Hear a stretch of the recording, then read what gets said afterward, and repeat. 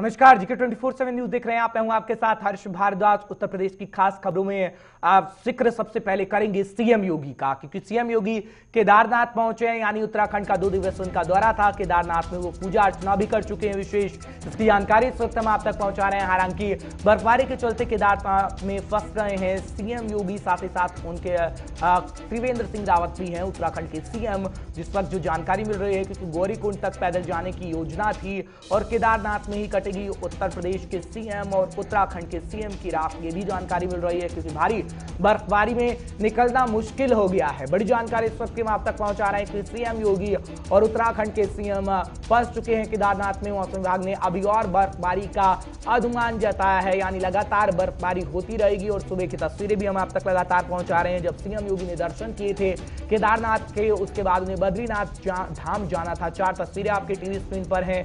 केदारनाथ में बर्फबारी की है। दूसरी, आज कपाट बंद हो गए हैं, लेकिन उससे पहले सीएम योगी ने दर्शन कर लिए हैं। उसकी तीसरी तस्वीर भी हम आपको दिखा रहे हैं, जब बर्फबारी के बीच में सीएम योगी की तरफ से केदारनाथ के दर्शन किए गए हैं। और चौथी तस्वीर भी हम आपको अंतिम दिन में पहुंचे श्रद्धालुओं के उत्साह की दिखा रहे हैं, जब श्रद्धालु इस बर्फबारी का तो लुत्फ उठाते नजर आए, साथ ही साथ केदारनाथ में बेहद उत्साहित श्रद्धालु नजर आए हैं। तो 4 तस्वीरों के माध्यम से आप समझ सकते हैं कि केदारनाथ का नजारा कैसा रहा होगा।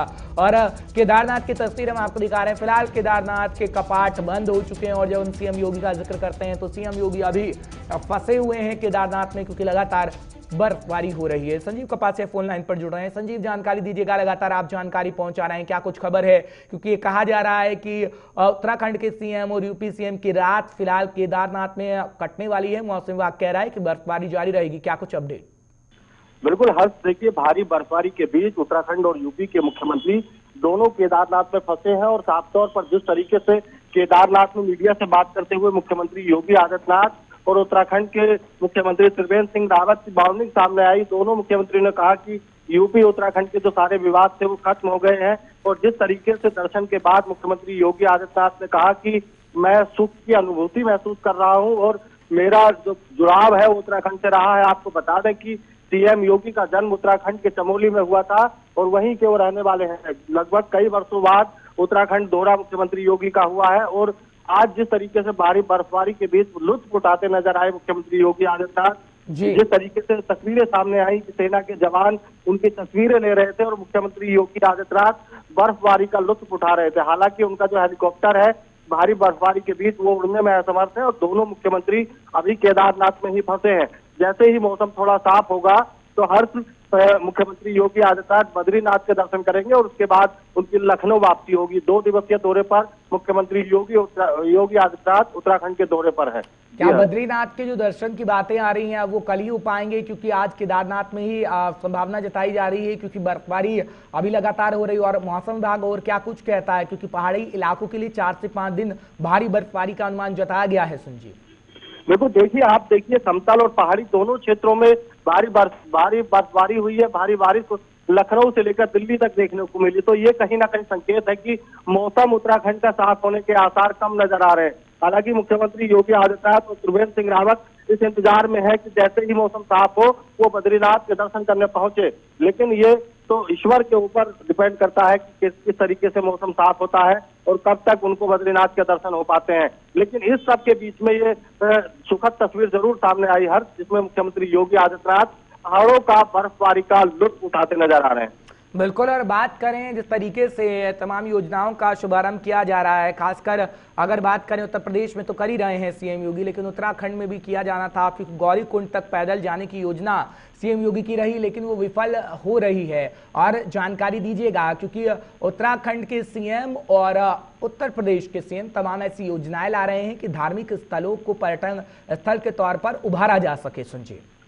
बिल्कुल हर्ष, देखिए, टूरिज्म को बढ़ाने के लिए उत्तराखंड के मुख्यमंत्री और योगी आदित्यनाथ जो उत्तर प्रदेश के मुख्यमंत्री हैं, दोनों प्रदेश के मुखिया काफी प्रयास कर रहे हैं। जिस तरीके से केदारनाथ में मुख्यमंत्री योगी ने पर्यटन अतिथि गृह का उद्घाटन किया, उससे साफ तौर पर उत्तर प्रदेश के जो पर्यटक हैं वो केदारनाथ और बद्रीनाथ का रुख करना ज्यादा शुरू करेंगे। हालांकि जिस तरीके की चीजें उत्तराखंड में है, जिस तरीके के पर्यटन स्थल है, तमाम पूरी दुनिया से लोग वहां पर आते हैं।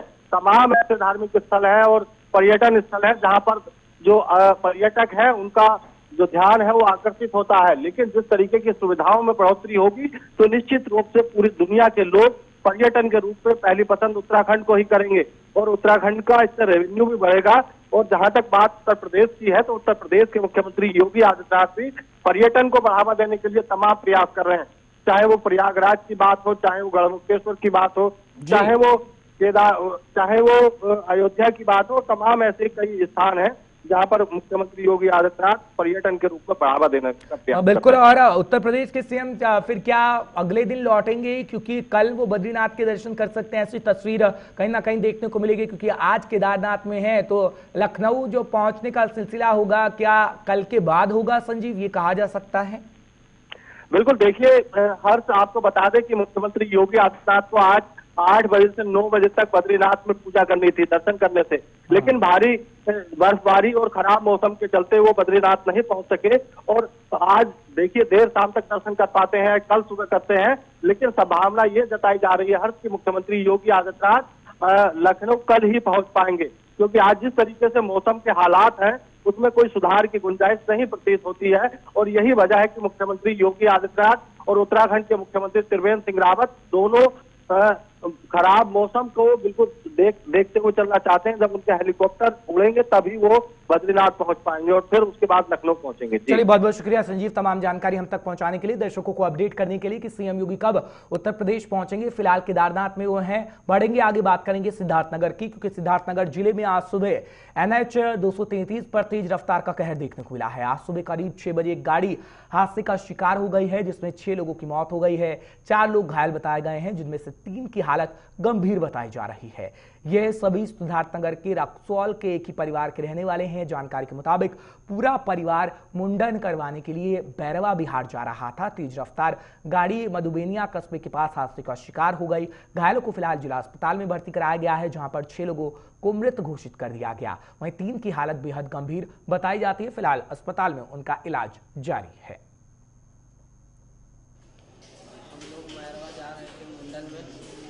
4:30 बजे घर से निकले थे, मधुबेनिया और घोसमा के बीच में एक्सीडेंट हो गया। 6 लोग का मृत्यु हो गया है, 3-4 लोग घायल हैं, सब एक फैमिली। कहाँ से कहाँ जा रहे थे? रक्सौल से जा रहे थे मैरवा बिहार, मुंडन में जा रहे थे। क्या गाड़ी पलट गई? नहीं, पुलिया पे जो है लड़ गई गाड़ी। थाना सिद्धार्थनगर थाना क्षेत्र के अंतर्गत मधुबनिया कस्बे के आगे एक बेलेनो गाड़ी पुलिया से दुर्घटनाग्रस्त हो गई है, जिसमें सवार 6 लोगों की मौके पर डेथ हो गई है और घायलों को यही सदर हॉस्पिटल ला करके उनका उपचार कराया जा रहा है। घर वालों से बातचीत करने पर बताया कि हम बच्चे का मुंडन कराने के लिए महनवा बिहार जा रहे थे। सर, इसमें सीरियस कौन है? एक बच्चा उम्र लगभग 4 साल, वो सीरियस है, उसको गोरखपुर रेफर किया गया है। घायलों की संख्या सर? घायल 3 हैं, जिनका यहाँ उपचार कराया जा रहा है। बात मुरादाबाद की कर लेते हैं। दरअसल दिल्ली और मुरादाबाद में लखनऊ नेशनल हाईवे पर 24, जिसका नाम है लखनऊ नेशनल हाईवे 24, वहां पर दलपतपुर टोल प्लाजा के पास बेकाबू बस दीवार तोड़कर अंदर घुस गई है। हादसे के बाद मौके पर चीख पुकार मच गई। गनीमत ये रही कि हादसे में कोई भी यात्री घायल नहीं हुआ। बस ड्राइवर के मुताबिक बस की ब्रेक फेल हो गई थी और अचानक सामने से 2 कार आ गईं। उनको बचाने के लिए बस को ड्राइवर पर चढ़ाकर टोल प्लाजा की दीवार से टक्कर मारनी पड़ी। ड्राइवर की सूझबूझ से एक बड़ा हादसा होते होते टल गया है। सर, कहाँ से आ रहे थे आप? बिहार जा रहे हैं सर, यहाँ मुजफ्फरपुर। क्या हुआ यहाँ पर? यहाँ पे जैसे ब्रेक फेल हो गए थे जी। यहाँ से गाड़ी टर्निंग करने की कोशिश इधर किया ना, यहाँ एक मारुति खड़े थे जी, 2, तो सीधा अंदर मार दिया वो। अच्छा, तो आदमी नुकसान कुछ नहीं हुआ, बचाव सबको। अच्छा। ड्राइवर की सूझबूझ अच्छी थी? हाँ जी। अच्छा अच्छा। कितने लोग थे बस में? उसमें करीब 100 से ऊपर लोग हैं सर। 100 से ऊपर। किसी चोट तो नहीं लगी है? नहीं, चोट चाट किसी को नहीं लगी। टोल के अंदर घुस गई बस? जी। खबर बाराबंकी जिले से है, जहां पर पराली जलाने और फिर उस पर कार्रवाई को लेकर एक किसान इतना दबाव में आ गया कि उसकी हार्ट अटैक से मौत हो गई है। पूरा मामला सुबेहा थाना क्षेत्र के गांव बली गोरावा गांव का है। यहां खेत में पराली पहुंच पाया था। और एक छोटे से ब्रेक का जल्द हाजिर हो रहे हैं।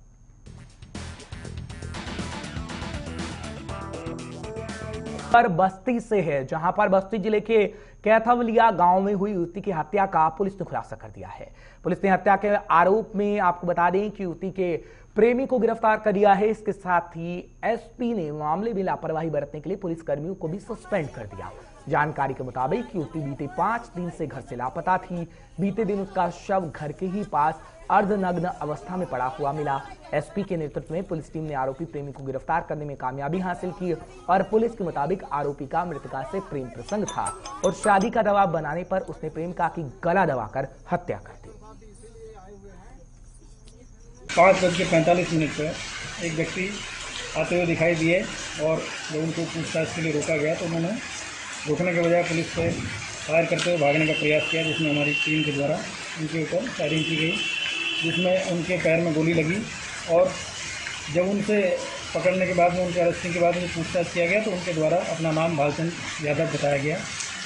और गहराई से जब पूछताछ की गई तो ये प्रकाश में आया कि ये व्यक्ति पास के ही तिगरा गांव है, वहाँ का रहने वाला है और उसके मामा का जो घर है वो मृतका के गांव में ही है।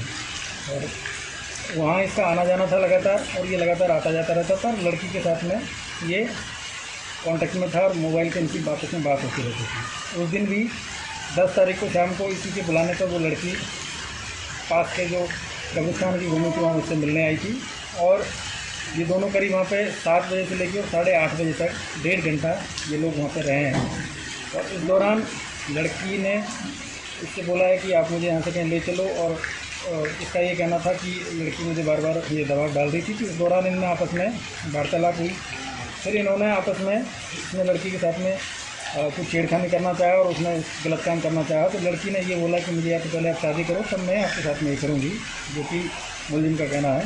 और उसके बाद में जब ये शादी करने के लिए तैयार नहीं हो तो लड़की में उसमें दोनों आपस में बात प्रयागराज की भी करेंगे, क्योंकि प्रदेश में आपराधिक वारदातें रुक नहीं रही हैं। ताजा मामला प्रयागराज के करछना थाना क्षेत्र का है, जहां पर कबाड़ का कारोबार करने वाली युवक की हत्या कर शव को पटरी पर फेंक दिया गया है। सुबह जब ग्रामीणों ने शव को देखा तो उनकी सूचना पुलिस को दी गई। मौके पर पहुंची पुलिस ने शव को कब्जे में लेकर पोस्टमार्टम के लिए भेज दिया है। मामले की छानबीन लगातार पुलिस कर रही है। आज थाना थरवई क्षेत्र के अंतर्गत एक व्यक्ति राजू उर्फ सलीम, जिसकी उम्र 28 वर्ष है, उसका शव प्राप्त होने की सूचना प्राप्त हुई थी। पुलिस द्वारा तत्काल मौके पर पहुंचकर शव को कब्जे में ले लिया गया है। आगे के लिए पोस्टमार्टम के लिए शव को भेजा जा रहा है। घटना के प्रारंभिक कारणों में व्यापारिक विवाद का मामला सामने आया है। एफएसएल और डॉग स्क्वाड की टीमें पहुंच गई हैं और आगे की विधिक कार्रवाई की जा रही है। बात बहराइच की भी कर लेते हैं। दरअसल बहराइच जिले के खैरी दिकौली गांव में दबंगों ने एक युवक की लाठी डंडों से पीटकर पिटाई की है। लाठी डंडों से मारा गया है। घायल अवस्था में युवक को अस्पताल फिलहाल के लिए भर्ती कराया गया है, जहां पर उसका इलाज के दौरान कहा गया है उसे मृत घोषित कर दिया गया। पूरा मामला रास्ते में बाथरूम करने को लेकर हुआ था। पुलिस ने मृतक के परिजनों की शिकायत पर कार्रवाई करते हुए 3 आरोपियों को फिलहाल के लिए गिरफ्तार किया। 2 की तलाश पुलिस कर रही है।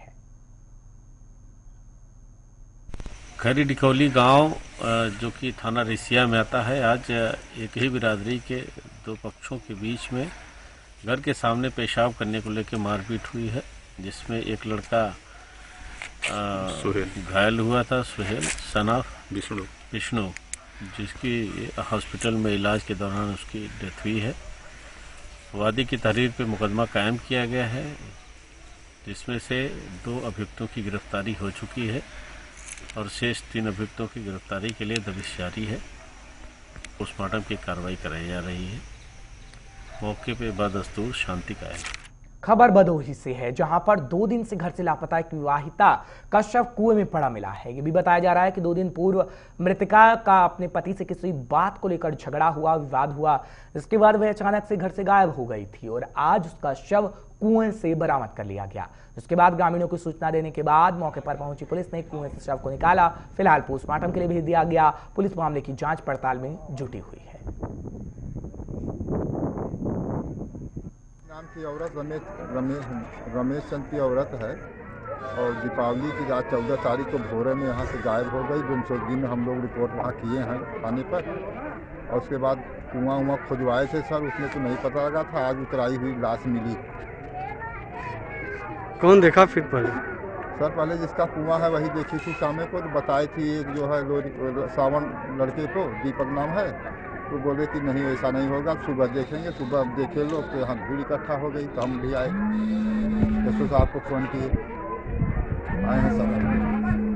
कोई झगड़े वगड़े की कोई बात नहीं थी? सर ऐसी कोई बात नहीं, बहुत साथी परिवार है, ऐसी कोई बात नहीं सर। अब कहा सुनी तो होता होगा, ऐसी बात नहीं। कितने बच्चे थे?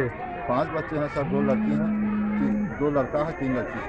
क्या कुछ विक्षिप्त भी बताई जा रही है? हाँ थोड़ा सर कुछ दिन से था, 10 बहुत दुबली पतली हो गई थी सर। बात जालौन की भी कर लेते हैं, क्योंकि जालौन के ग्राम कुसमिलिया में पुलिस और ग्रामीणों में झड़प देखने को मिली है। दरअसल जुए की शिकायत मिलने के बाद मौके पर पहुंची पुलिस और ग्रामीणों में झड़प हो गई है। आक्रोशित ग्रामीणों ने पुलिस की 112 गाड़ी में तोड़फोड़ की है, जिसमें एक सिपाही घायल हो गया है। झड़प की सूचना मिलते ही 6 थानों की पुलिस फोर्स मौके पर पहुंची। 1 दर्जन से ज्यादा उपद्रवियों को चिन्हित कर लिया गया है, जिसके बाद उन्हें हिरासत में रखा गया।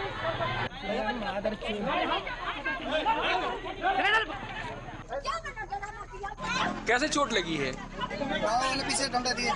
क्या डंडे से मारा है गाँव वालों ने? क्यों मारा है? कल जुआ पकड़ने आए थे, उसके चक्कर में। आज क्या हुआ मॉर्निंग के समय? आज मॉर्निंग में तो आने पड़ा, मैं तो सूचना मिली थी पीआरबी को मारा गया। खबर बांदा से, जहां पर बलखंडी पुलिस चौकी क्षेत्र के गांव में दबंगों ने युवक पर धारदार हथियार से हमला कर दिया है। जानकारी के मुताबिक दबंगों ने उसकी बहन के साथ भी मारपीट की है। घटना की जानकारी मिलने पर पुलिस पहुंची, जिसके बाद युवक को गंभीर हालात में अस्पताल में भर्ती कराया गया है, जहां पर प्राथमिक उपचार के बाद डॉक्टरों ने उसे हायर सेंटर के लिए रेफर कर दिया। बताया भी जाता है कि पुरानी रंजिश को लेकर पड़ोस में रहने वाले दबंगों ने उस पर हमला किया था। बड़े भाई साहब ने भेजा था कि जा रिचार्ज करा रहा है, तो मैंने कहा मैं जा रही हूँ, तो ये कह रहा कि मैं भी चल रहा हूँ। मैंने कहा ठीक है चल, तो वो लोग पूरी फैमिली आ गई है उनकी, उन लोगों ने मारा है उसको और हमें एक धक्का मारा, 2-3 को मोबाइल मारा। कौन लोग थे वो? अपने मोहल्ले के। कहाँ की रहने वाली हैं आप? हम बरखंडी ना के पुलिस चौकीदार। क्या कारण रहा, क्यों मारा उन लोगों ने? इनका पहले से मैटर चलता रहा। क्या मैटर चलता रहा, क्या विवाद था? एक बार मारा था, पहले इसको मिर्चा जोड़ दिए थे, जो मिर्ची होती है किसी वाली, वो पहले आँख में जोड़ दी। एक बार और मार चुकी, 2-3 बार मार चुकी, ये कुछ नहीं बोला। फिर लड़ाई कटा कि जिस दिन बाद आए तब मारी, फिर हम लोग आज पा गए उनको, तो लोग ने मारे। लड़ाई की मुख्य वजह क्या है, क्या कारण है? अब ये तो पता नहीं चल रहा क्या कारण है, नहीं उसमें पहले से करता था ना। नाम का पेशेंट बलखंडी नाका से पुलिस द्वारा लाया गया है, MLC केस है, और गले में चाकू के निशान और शरीर में कई जगह चाकू के निशान या ब्लेड के निशान पाए गए हैं। गले में गंभीर निशान पाए गए हैं, जो गहरा घाव है। इसके लिए जो है प्राथमिक उपचार के बाद बात बहराइच की, जहां पर भूपगंज इलाके में मामूली कहासुनी को लेकर पति ने पत्नी पर धारदार हथियार से हमला कर दिया है। इलाज के लिए महिला को गंभीर हालात में मेडिकल कॉलेज के लिए फिलहाल रेफर कर दिया गया।